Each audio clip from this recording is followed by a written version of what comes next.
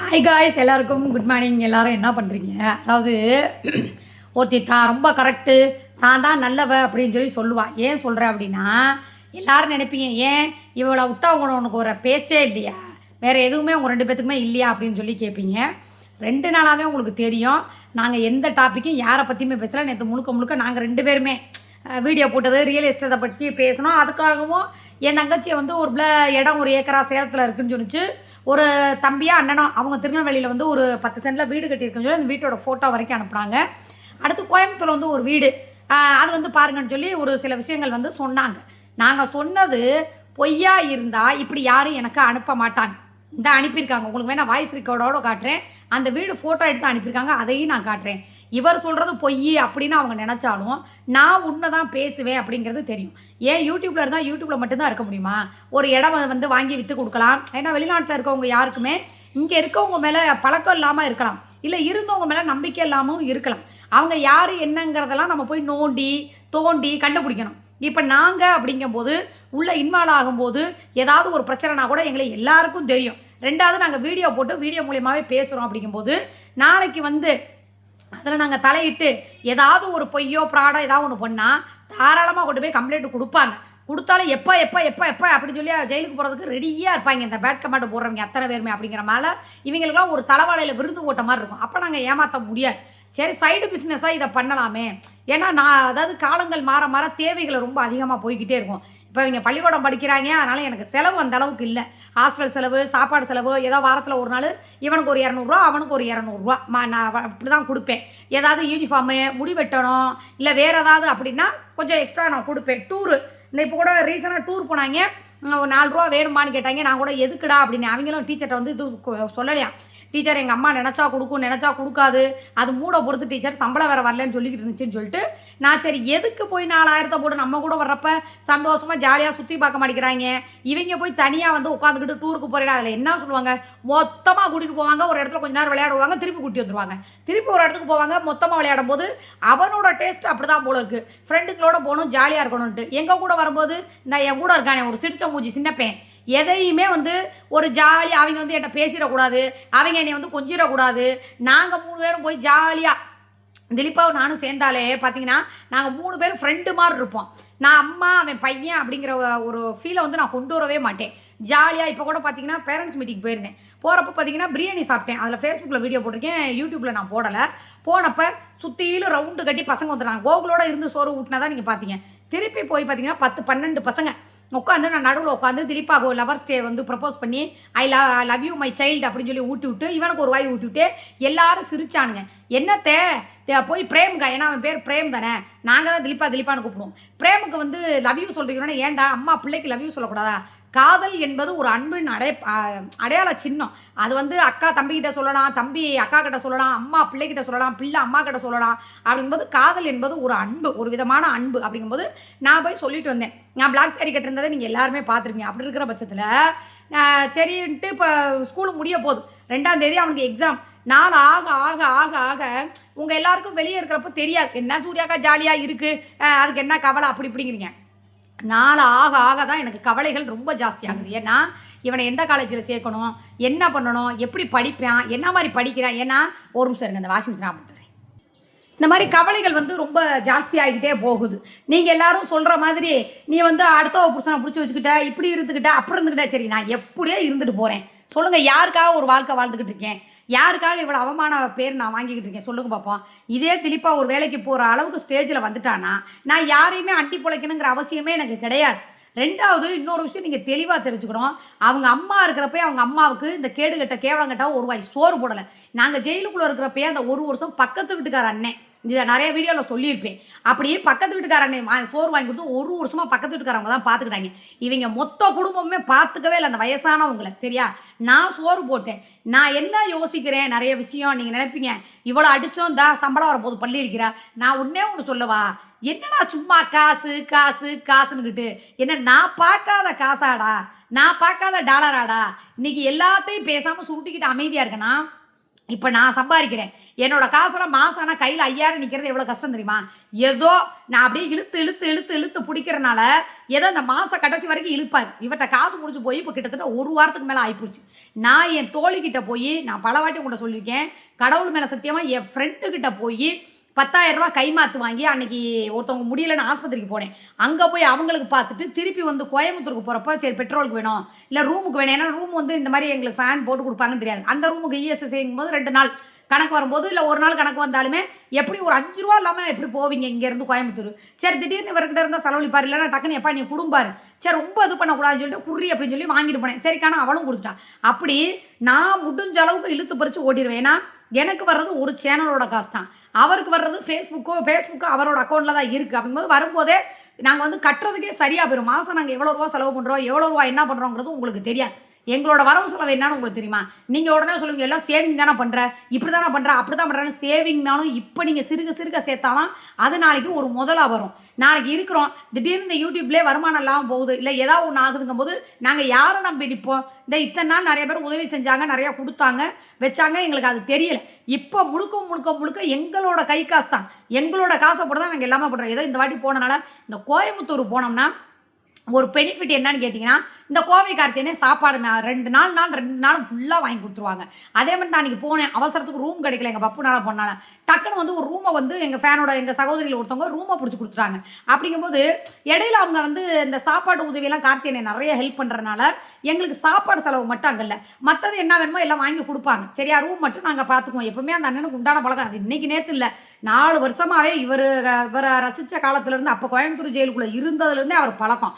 நீங்கள் இன்றைக்கி போய் அவர் அசிங்கப்படுத்தி கேவலப்படுத்தினாலும் அதுக்கு அவரெல்லாம் அஞ்சவே மாட்டார். கிளவி இருக்கும் போதே அவர் அஞ்சாதவர். இனிமேல் இந்த கொசுக்கெல்லாமல் அஞ்ச போகிறார், என்னென்னமோ பேசிட்டு இருக்கீங்களா? என்னை பொறுத்த வரைக்கும் அவர் வந்து அண்ணே அப்படின்னு நான் இது வரைக்கும் மரியாதையாக பேசுவேன். அவர் அக்காங்கிறதுக்கு ஒரு சொல்லு கூட சொன்னது கிடையாது. நீங்கள் சொல்லலாம் நீ அப்போ கிளவி கடம்போது அவரை பேசினேன், அப்போ வந்து ஒரு சில விஷயங்கள்னால என்னைய மனசு ரொம்ப சங்கடப்படுற மாதிரி வச்சுக்கிட்டார். ஒரு பர்சனல் விஷயம் அதை லீக் அவுட் பண்ணிட்டாங்கங்கிறனால வருத்தம். அதுக்கப்புறம் வந்து பேசணும், நானே விடுங்கண்ணே எனக்கு அந்த ஒரு விஷயம் கோவண்ணே. ஏன்னா என்னை பற்றி உங்களுக்கு தெரியும், எனக்கு யாராவது கூட இருக்கவங்க ஏதாவது நம்ம பர்சனல்னு சொல்லும்போது அதை லீக் அவுட் பண்ணிட்டாங்கன்னா எனக்கு கோவமாக வரும். என்னை பொறுத்த வரைக்கும் எவ்வளவோ பேரோட ரகசியங்கள் நான் இன்னும் மனசுக்குள்ளே வச்சுருக்கேன். இது வரைக்கும் என் தங்கச்சி இருக்கா, என் தங்கச்சிக்கு உள்ள குடும்பத்துக்குள்ளே என்ன ஏதுன்னு இது வரைக்கும் நான் அந்த மீடியாவுக்கு சொல்லிப்பேனா? மீடியாவுக்குள்ளே விடுங்க, என் கூட இருக்கிறவனுக்கு தான் ஏதாவது தெரியுமா? நான் என்ன பண்ணியிருக்கேன், அவன் என்ன பண்ணுறா, ஏது எவ்வளோ ஏதாவது தெரியுமா? சொல்லுங்க பார்ப்போம். அதுதான் ரகசியம், அதுதான் அக்கா தங்கச்சி, அதுதான் நட்பு. என் நட்பாக இருந்தாலுமே ஏதாவது ஒன்று சொன்னான்னா அதை இங்கே வச்சுக்குவேன். ஏன்னா நம்மக்கிட்ட ஒருத்தவங்க ரகசியம் சொல்கிறாங்கன்னா சூர்யா சொல்ல மாட்டாங்கங்கிற அந்த நம்பிக்கையை சம்பாதிக்கிறது எவ்வளோ பெரிய கஷ்டமான விஷயம் தெரியுமா? மீடியாக்களை வந்தால் கூட நீங்கள் என்ன சொல்கிறீங்க, ஒரே ஒரு வார்த்தை தான், மாமா நீ உருட்டுவ, உன்னை நான் நம்ப மாட்டேன், அதனால் நீ என்ன பண்ணுற, நீ நிப்பாட்டு. நாங்கள் சூர்யா கிட்ட போய் கேட்குறேன், ஏன் இருந்தாலும் சொன்னால் கூட நம்பாமல் நைட்டு பூரா வந்து என்கிட்ட கேட்டீங்க. இவர் சொன்னாரும் நாங்கள் ப்ராங்கு பண்ணோம், அதை பண்ணோம், இதை பண்ணோம், இப்படி பண்ணோம். அப்படி இருந்தால் அப்படிலாம் ஒன்றும் கிடையாது. ஏன்னா நாங்கள் ஒரு இடம் விஷயமா வீடு விஷயமா போனோம். நான் சொன்னேன் இவர் போய் பார்த்து ஏதோ இந்த பத்திரம்லாம், எனக்கு இந்த பத்திரத்தை பற்றிலாம் தெரியாது, கொடுத்தாரு. திருப்பி என்னை கூட்டிகிட்டு போனார்.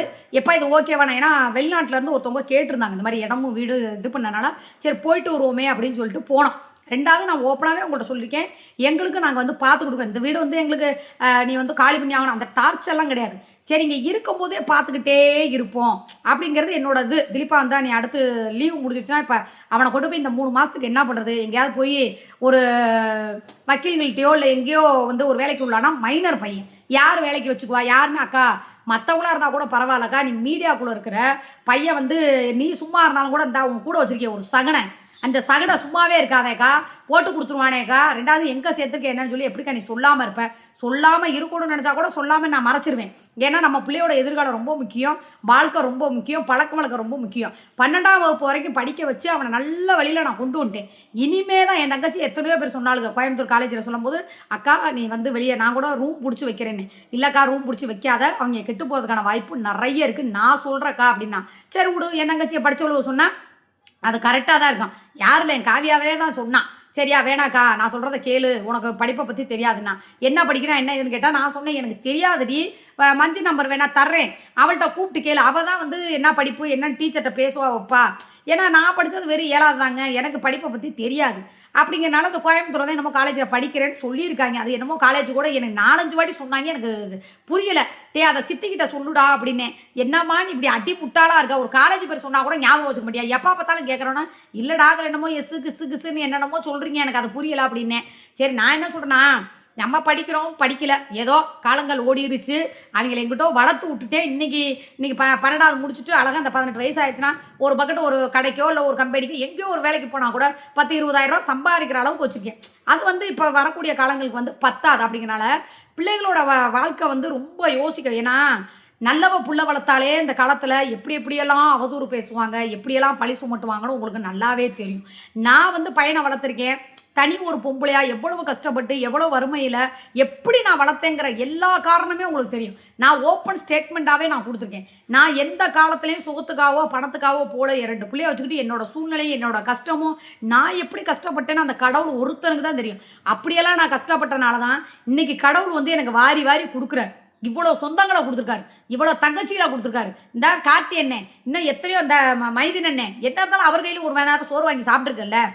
மெர்சிமா தீபா பேசுகிறாளோ பேசலையோ அது தீபா எல்லாம் இவ்வளோ பேர் எங்கேருந்து கிடைச்சாங்க எனக்கு சொல்லுங்கள். வாழ்க்கையில் நேர்மையும் உண்மையும் மனசாட்சியும் இல்லாமல் நம்ம வாழ்ந்திருந்தா கடவுள் இருக்கிறது மொத்தத்தையும் புட்டிக்கிட்டு இந்த நின்னா அவருங்க நடு தெருவில் சரியா ஆறுதலை தேடி பாண்டிச்சேரிக்கு பாண்டியோட போடா பற்றிய. அதுக்கப்புறம் ஏன்னா எதுக்கு நான் இந்த வார்த்தையை சொல்கிறேன்னா, இவனையே திருத்தி இவன் கூடலாம் இவன் வாழலை அப்படின்னா இவன் எப்பேற்பட்ட ஊர் மேயறவளா இருந்திருப்பா, எத்தனை பேத்துக்கு அவசாரித்தனம் பண்ணியிருப்பா. நான் இருக்கேன், என்னை பற்றி உங்களுக்கு நல்லாவே தெரியும். இவரும் இருக்காரு, இவர் பண்ணாத முள்ள மாதிரித்தனம் இல்லை, முடிச்ச வைக்கித்தனம் எல்லாம் பார்க்காத கும்பல் இல்லை. நான் பண்ணாத முள்ள மாதிரித்தனம் எல்லாம் முடிச்ச வைக்கித்தனம் எல்லாம் பார்க்காத ஆம்பளை இல்லை. ஆனால் நாங்கள் வந்ததுக்கு பின்னாடி எங்களுக்குள்ள ஒரு நிபந்தனைகளை போட்டு எங்களுக்குள்ள ஒரு மனசு கட்டுப்பாடு, எங்களுக்குள்ள ஒரு உண்மையான லைஃப். 1000 அடிக்கிறோம், 1000 தாண்டி கூட அடிச்சாரு, திருப்பி எனக்கு அடிக்க எவ்வளோ நேரம் ஆகும்? வேண்டாம். ஏன்னா அக்கா அடிச்சிடாதக்கா, அவர் இருக்கிறதுக்கு திடீர்னு நெஞ்சு கிஞ்சு வலி ஒரு கரப்பாம்பூச்சிக்கு அப்படி பயப்படுறாரு. நீருக்கு அடிச்சு ஏதாவது ஒன்று ஆச்சுன்னா என்னக்கா பண்ணாங்கவும் என் கோபத்தை நான் கட்டுப்படுத்திக்கிட்டு விளக்கமாத்த தூக்கி கொடுத்து போட்டவா அடிக்கிறதுக்கு ரொம்ப நேரம் ஆயிருக்காது. லைவாக கட் பண்ண முன்னாடி பொழுது கட்டுறதுக்கு ரொம்ப நேரம் ஆகாது. என் கோபம் எப்படி வரும்னு உங்கள் எல்லாருக்கும் தெரியும். இப்போ கூட என் தங்கச்சியை சொன்னாங்க, என்னக்கா ரொம்ப பொறுமையாக நிதானமாக பேச ஆரம்பிச்சிட்டேன்ட்டு. அந்த வயசு ஏஜ் வர வர நம்மளோட பிள்ளைங்களோட எதிர்காலத்தை யோசிக்க பசங்களோட எதிர்காலத்தை நினச்சோம். இவர் இனிமேல் ஜெயிலுக்கு போய் சோறுதுன்னு இனிமேல் நானும் ஜெயிலுக்கு போனேன்னா அது பசங்களோட வாழ்க்கையை பாதிக்குமேங்கிறனால தான் நிறைய விஷயத்தில் நீங்களாம் நினைக்கிற மாதிரி இறங்கி போகிறது மன்னிப்பு கேட்குறதா நான் அது எனக்கு ஒரு சாதாரண. ஒரு காலத்தில் மன்னிப்பா நானா கேட்டேன்னு சொன்ன சூர்யா இதே சூர்யா தான். ஆனால் இன்னைக்கு பிரச்சனை தான். தென்காசி மேட்டரில் போனோம், தம்பி என்னையா இதெல்லாம் ஒரு பிரச்சனையா, விடியா நமக்குள்ளே என்னையா, நானும் இந்த ஊருக்கார பிள்ளைதாயா மருமதாயா அண்ணாதாயான்னு சொன்னேன். இவரும் போய் ஏதோ பாம்பு கோழி சந்தை என்னென்னமோ நெல் பத்த என்னமோ சொன்னார். அப்படிங்கும்போது அவங்களுக்கு ஒரு அந்த அளவுக்கு அடாதுரியான ஆள் அவங்களுக்கு கிடையாது. அப்படிங்கும்போது பேசும்போது ஒரு லேடிஸ் பேசும்போது சே விடு, அந்த அக்காவை எவ்வளோ பெரிய ஒரு இதாக இருந்தவங்க இன்றைக்கி இறங்கி இந்த அளவுக்கு பேசுகிறாங்களே அப்படி எப்பேற்பட்ட கல் மனசும் கரையும். அப்படிங்கிறனால சால்வாக போகிறதுக்கு காரணம் நிறைய பிரச்சனையை வேண்டாம். அந்த தீபா கூட என்னமோ பேசிச்சுன்னு சொல்லி இவன் பேச அந்த பிள்ளை பேச இவன் பேச அந்த பிள்ளை ஒரே வார்த்தை நான் சொன்னேன், பிரச்சனையே வளர்க்காது. ஏன்னா உனக்கு லைஃப் எல்லாம் முடிச்சு செட்டில் ஆயிடுச்சு. இனிமேல் உனக்கு கூத்தியா வீட்டில் காற்று வாங்குறதுக்கு தான் உனக்கு இனிமேல் லைஃப். நான் அப்படி கிடையாது. நீ போனா கூட எடுக்க உடனே நான் இருக்கேன். நான் போனா வாழ்க்கை பூரா அவங்களுக்கு கேள்விக்குறி. ஏன்னா காலேஜ் போகிறாங்க. அப்படிங்கும்போது இனி கொஞ்சம் கொஞ்சமாக மாறும்போது சரி விடு, அவங்க அம்மா ஏதோ இன்னைக்கு நல்லபடியாக நல்லா ஒரு வாழ்க்கை வாழுது அப்படிங்கிற மாதிரி போகும். நாளைக்கு எனக்கு ரொம்ப யோசனையாக இருக்குங்க. இத்தனை வருஷம் வளர்த்தது பெருசில் 17 வயசு திலீப்பாக்கு, 12 வயசு கோகுலுக்கு, இத்தனை வருஷம் நான் கஷ்டப்பட்டு வளர்த்ததெல்லாம் எதுக்கு? இந்த பயலுகளை படிக்க வச்சு நல்ல ஒரு வேலையில் உட்கார வச்சு மாதம் ஆனால் இப்படி சம்பளம் வாங்குறாங்க. ஒரு கவர்மெண்ட் வேலையோ ஏதோ ஒரு வேலையை வாங்கும்போது சே இவங்க அம்மா அதில் நல்லவனும் இருப்பான் கெட்டவனும் இருப்பாடே, உங்கள் அம்மா உன்னை இப்படியெல்லாம் போய் தான் சம்பாரிச்சு வளர்த்துச்சாப்பாங்க. இதில் கஷ்டப்பட்டு வர்ற பிள்ளைய இருக்கு பற்றியா, அந்த பிள்ளைய என்ன பண்ணுவாங்க, டே இங்கே வா உனக்காக தானே உங்கள் அம்மா கஷ்டப்பட்டுச்சு. இப்போ கூட ஒருத்தன் இருந்து இந்த கேவலமான ஒரு வாழ்க்கை வாழ்ந்து அந்த ஆளு பூட்டு கெட்ட வார்த்தை பேசுகிறேன் இவ்வளோ அசிங்கப்படுத்தி அவங்க அம்மா இருக்குன்னா காரணம் உங்களே வளர்த்தரணும். உங்களே ஒரு 4 வருமானத்தோடு உட்கார வச்சாதான் நாளைக்கு வர்றவங்க உங்களை மதிப்பாடு சொல்லி அந்த கஷ்டத்தோட வழி ஒரு 4 அக்கா தங்கச்சியோட பிறந்த அந்த பயல்களுக்கு தான் தெரியும். அவங்க தாய் வளர்க்குறது தான் தெரியும். ஏன்னா திலீபா கூட இருக்கிறவங்க எல்லாருமே அங்கே போனவுடனே நான் கூட பேரண்ட்ஸ் மீட்டிங்கில் கேட்டேன், என்னடா தம்பி எங்கடா உங்கள் அம்மா வழியானோன்னா, இல்லத்த எங்கள் அம்மா கம்பெனிக்கு வேலைக்கு போகுது, ஒரு நாள் வந்துச்சுன்னா திட்டுவாங்க, 2வது சம்பளம் போயிருமே தனோட எனக்கு மனசே ஒரு மாதிரி ஆயிடுச்சு. என்னடா நம்மளே இவ்வளோ பெரிய ஒரு இதில் இருக்கிறோம், நம்ம வந்துட்டு இவங்க அம்மா வழியாச்சு. ஏன்னா அவங்க கூலிக்கு வேலைக்கு போகிறவங்க. ஒரு நாள் கூலிக்கு போனால் 300 500 கிடைக்கும். அதை விட்டுட்டு வந்து இங்கே உட்காருவாங்களா? நம்ம அப்படி கிடையாது. போகிற இடமெல்லாம் வீடியோ எடுத்து போட்டுட்டு போனாலும் எங்களுக்கு காசு தான். சாப்பிட்டாலும் காசு, தூங்கினாலும் காசு, டீ என்ன பண்ணாலும் காசுங்கும் போது அப்போ நம்மளோட ஈக்குவலாக அவங்கள நினைக்கக்கூடாதுங்கிறனால, சரிடா தம்பி எனக்கு ஒன்றும் பிரச்சனை இல்லைடா, இப்போ பிரேமுக்கு மட்டும் கொஞ்சம் சொல்லுங்கடா, பேசுங்கன்னு. அத்தை நாங்கள் நிறைய சொல்லிட்டோம் தே, அவன் கேட்கவே மாட்டேங்கிறான் அத்தை, இப்படி தான் இருக்கிறான், அவன் பிறந்ததுலேருந்து எப்படி தானான்னு கேட்டாங்க. இல்லைடா அவன் பிறந்ததுலேருந்து அப்படி தான், யார்த்தையுமே பேச மாட்டான் அப்படின்னா. கோகுல் இவனுக்கு ஆப்போசிட்டாக இருக்கான் தே. அவன் பாலா மாதிரி ஒரு கேரக்டர். யாரும் திலீப்பாங்கிறவன் அமைதியாக இருப்பான். பாலா பார்த்துருக்கீங்களா? பேசவே மாட்டான். நீங்கள் யாரும் நீ அவனை பார்த்ததில்ல.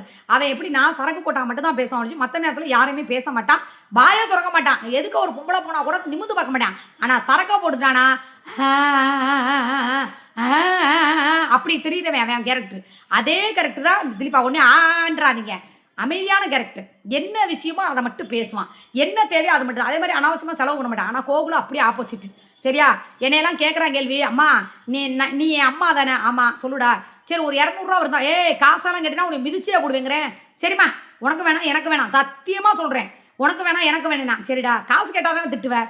ஆமாடா ஏன்டா அப்படி அப்படிங்கிறேன். சரி அப்புறம் ரூபா நோட்டா போடு, காசுங்கிறது வேற ரூபா நோட்டுங்கிறது வேற அப்படின்னு சொல்லி எனக்கே பாடம் எடுத்துறேன். இவன் பக்கா கிரிமினல். யார்? என்ன மாதிரி கோகுலுங்கிறவன் பக்கா கிரிமினல். என்ன மாதிரி அப்படியே மைண்டு பிளேலே பயங்கரமாக வந்து அவன் வாழ்க்கையை ஓட்டிக்கிட்டு போயிடுவான். திலீப்பா வந்து ஒரு அப்ராணி பையன். சரியா? எல்லாத்துலேயும் அப்ராணி பையன், சோம்பராணி பையன். அப்படிங்கிறனால வாழ்க்கையில் இப்போ ஏற்பட்டவங்கனையே திருத்தி வாழ வைக்க முடியல, அதை பண்ண முடியல, இதை பண்ண முடியலன்னா எவன் கூட போனாலும் ஒருத்தி வாழ முடியாது. இவன் எப்படி இருந்தவன், எப்படி திருந்தி உட்கார வச்சிருக்கேன், எப்படி எது செய்யணும்னாலும் யோசிச்சு பயந்து, ஐயோ அவள் திட்டுவாளே. எந்த ஊர்லேயாவது பொண்டாட்டிக்கு செய்கிறங்கிட்டு இவனாவது வப்பாட்டிக்கு பயப்படுவானா? ஏன்னா பொண்டாட்டி பல பேருக்கு வப்பாட்டியாக இருந்தா, அப்போ வப்பாட்டியாக இருக்கிறவன் தான் பொண்டாட்டியாக இருப்பான். பயந்து தான் ஆகணும். ஏன்னா ஒரு காசு இல்லைனாலும் பெறட்டுறது நான், வாங்குறது நான், கொடுக்கறது நான். ஏக்கா இல்லை போட்டேன். அதனால எல்லாம் பண்ணுறவன் நான். ஒரு பிரச்சனைனா கூட அந்த இடத்துல போய் நின்று ஃபேஸ் பண்ணுறவன் நான். எல்லாத்துக்கும் ஆம்பளைக்கு ஆம்பளையாகவும் பொம்பளைக்கு பொம்பளையமாக இருக்கும்போது இவன் உட்காந்துக்கிட்டு இன்னும் 50 வயசில் அரிப்படுத்து ஆம்பளைகள்கிட்ட ஆம்பளை சோகம் தேடும்போது, அப்போ நான் வந்து இப்போ வரைக்கும் பார்த்தீங்கன்னா இதான் என் ஃபோனு. ஒரு நாள் அவங்க அம்மாவோட போய் வீடியோ போட சொன்னதுக்கே அவன் என்னென்ன பேசுகிறான்னு சொன்னேன். இந்த ஃபோன் கிடக்கு, என்ன இப்போ உனக்கு பிரச்சனை, ஃபோனை அந்த எடுத்துக்கிட்டு கிளம்பு அப்படின்ட்டு. நான் பயப்பட மாட்டேன், யாரும் எனக்கு ஃபோன் பண்ணவும் மாட்டாங்க. இப்படி இருக்கிற பட்சத்தில் என்னமோ இந்த கம்யூனிட்டி போஸ்ட் போட்டு சிக்காபாய் யாராவது பார்த்தீங்களா, என்னாச்சு, அடாடாடாடாடாடா வித்தாரக்கள்ளி வர உடைக்க போனாலாம், கொத்தோடு முள்ளு இழுத்துக்கிட்டு வந்துச்சான். ஏன்னா நீங்கள் எல்லாரும் காணான்னு தேடும்போது, ஐயோ நம்மளும் போய் தேடலைனா, ஏண்டி நீலாம் ஒரு பொண்டாட்டியாடி எம்புட்டு கரிமீனை வாங்கி தின்றுப்பேன், சோத்தை வாங்கி தின்றுப்பேன்னு சொல்லி யாராவது 4 பேர் போய் இந்த இவ்வளோ மாதிரி நல்ல புருஷனை வேலைக்கு அனுப்பிட்டு கள்ள புருஷனை திறந்து காட்டுறவ எவ்வளோது இருந்திருப்பாளுங்க. இல்லை நல்ல புள்ளியாக கூட இருந்திருக்கோம். என்னாச்சு ஏதாச்சும் ஃபோன் பண்ணுங்க வைங்க அப்படின்னா என் தங்கச்சி கூட சொன்னான், அக்கா நான் கூட சுமிக்கு ஃபோன் பண்ணிட்டாக்கா, எனக்கு மனசு பதட்டம், என்ன பண்ணுறதுனா கோவை கார்த்தி யாரெல்லாம் ஃபோன் பண்ணிட்டாங்க. இப்போ இருக்கிற பட்சத்தில் பாசங்கிறது உண்மையாக வெளிப்படணும். அதை விட்டுவிட்டு ஐயோ சம்பளம் வந்தாலும் நம்ம கறிமீன் வாங்கி திங்கணுமே, அப்புறம் இதுக்கு கொடுக்கணுமே அதுக்கு கொடுக்கணுமே, இதை கூட விசாரிக்கலனா இதை ஒரு கண்டென்ட்டாக எடுத்து போட்டு நம்மளை நாராட்டிப்பானே, நம்மளை கிளிப்பானே. அதனால ஒப்புக்குனா அதை நீ எப்படி தெரியுமா, அட்டன் டயத்தில் 10 ஃபுட்பால்னா நீ அடிப்பேன். அதை கண்டு தான் 50 வயசில் ஆம்பளை சோங்க இருக்குது உனக்கு. பேரம்பேத்தி இருக்கியான், கல்யாணம் பண்ணுற மையம் இருக்கிறியான், நம்ம புருஷன் தான் அப்படி போயிட்டியான் ஒரு பொம்பளையை தேடி. நம்ம ஒரு குடும்பத்தை நான் கேட்குறேன், என் புருஷன் சரியில்லைன்னு தானே இன்னொருத்த கூட வந்தேன். இன்னொருத்த கூட வந்தாலும் கட்டுக்கோப்பா வச்சுக்கிட்டு பிள்ளைகளை எப்படி படிக்க வச்சு இன்னும் அடுத்து காலேஜ் சேர்த்து அடுத்து இருக்கிறவனுக்கு உண்மையாக வாழ்ந்து எப்படி நான் இருந்துக்கிட்டு இருக்கேன். ஐயே இவன் படுக்கிறதுக்கு ஆக மாட்டேன், காசு பணம் கொடுப்பேன், இவனை வச்சுக்கிட்டு படுக்கிறதுக்கு இன்னொருத்தனை தேடி போடான்னு சொன்னோம்னு வச்சுக்க, இருக்கிறதை விட்டுட்டு பறக்கிறதுக்கு போய் கடைசியில் நடுக்கிறவனு நக்கிட்டு நிற்கிற கதை தெரியுமா? அந்த கதை தான். அது எப்படி அங்கிட்டு போய் அவனுக்கு உண்மையாக இருக்கிற மாதிரி இருக்கிறான், அப்படியே இங்கிட்டு வந்து பார்த்தா எனக்கு இப்படி இருக்கு அப்படி இருக்கு. ஆனால் டே இவ்வளோ மகன் உலகமாக நடிப்பை பார்க்க முடியாது. இவங்கிட்ட வந்தோன்னா அப்படியே இவனை உருகுற மாதிரியே வாட்ஸ்அப்பில் மெசேஜ் போடுறது, இதெல்லாம் பாருங்க கஷ்டமா இல்லையா? அப்படி இல்லைன்னு இவனை உருகி, ஏன்னா கரிமீன் வாங்கி கொடுக்குறவன் இவன் தானே, திறந்து காட்டுறவன் 24 அவன் தானே. அப்படிங்கிறனால இவனுக்கு ஒரு தான். இவன் எப்படி ஃபுட்பால் விளையாடுறான், இவன் எப்படி கிரிமினல், இவங்க 2 பேரும் யோசிச்சிங்களா? அவன் 2 வச்சு கரெக்டாக மெயின்டைன் பண்ணிக்கிட்டு போகிறான். வாங்கி திங்க ஒருத்தனும் கலட்டி காட்டா ஒருத்தனும் வச்சிருக்கான். அதே மாதிரி இவன் என்ன பண்ணுறான், கழட்டி காட்டுறதுக்கு ஒருத்தையும் கரிமீன் வாங்கி கொடுக்க ஒருத்தையும் வச்சிருக்கான், கடைசி காலத்துக்கு ஒருத்தையும். இதே மாதிரி தான் இவங்க 2 பேரும் ஒத்துமையா பார்த்தீங்களா? நான் ஒருத்தி தாண்டா ஏதோ விதியன்னு சொல்லி வாழ்ந்துக்கிட்டு இருக்கேன். ஏன்னா உண்மையாக இருக்கணுமே, கடவுள் நாளைக்கு இந்த கர்மாவோட நம்ம தொலைக்கணும், நம்ம பிள்ளைக்கு வந்து சேர்ந்துருமேன்னு சொல்லிட்டு. சரியா?